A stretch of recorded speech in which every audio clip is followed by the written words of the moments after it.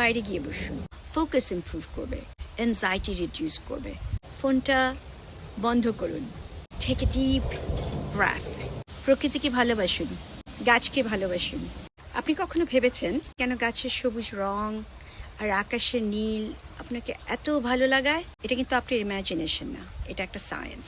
Green আর blue রং, এই দুটা colour আমাদের ব্রেইনের প্রিফ্রন্টাল কর্টেক্সকে অ্যাক্টিভেট করে, যেটা অ্যাটেনশন আর ইমোশন রেগুলেট করে। আমাদের বডি প্রকৃতির একটা part, which is not as fast as our digital life. আমাদের ডিজিটাল লাইফ খুব দ্রুত গতিতে চলে, কিন্তু গাছ, পাহাড়, সাগর, নদী, ঘাস, নেচার সবসময় কম। আপনি যখন নেচারে হাঁটবেন, গাছের সাথে থাকবেন, এটা আপনার ফোকাস ইমপ্রুভ করবে, অ্যাংজাইটি রিডিউস করবে, মেন্টাল হেলথ ভালো রাখবে। কারণ তখন আমাদের শরীরে যে স্ট্রেস হরমোন কর্টিসল থাকে সেটা ন্যাচারালি কমে যায়, আর সেটা কমে যাওয়ার সাথে সাথে we start feeling calm even without trying. So nature actually resets our nervous system.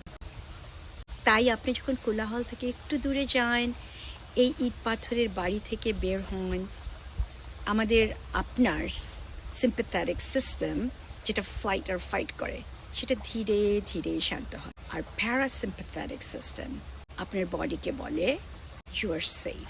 নেচারের মাঝখানে যখন থাকবেন, আপনি সবসময় সেফ ফিল করবেন। আপনার শ্বাস প্রশ্বাস ধীর হবে, আপনার হার্টের রেট কমে যাবে, আপনি অনেক ভালো ফিল করবেন।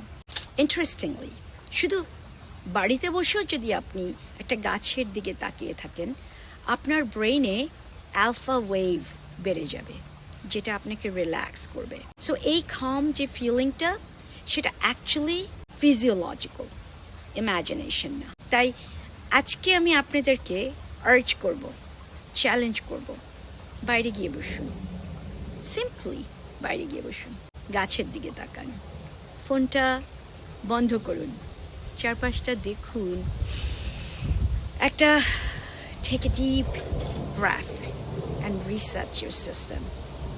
And that's real healing. Follow me for more science, art, healing. Let's heal together. আর প্রকৃতিকে ভালোবাসুন, গাছকে ভালোবাসুন, জীবন পরিবর্তন হয়ে যাবে।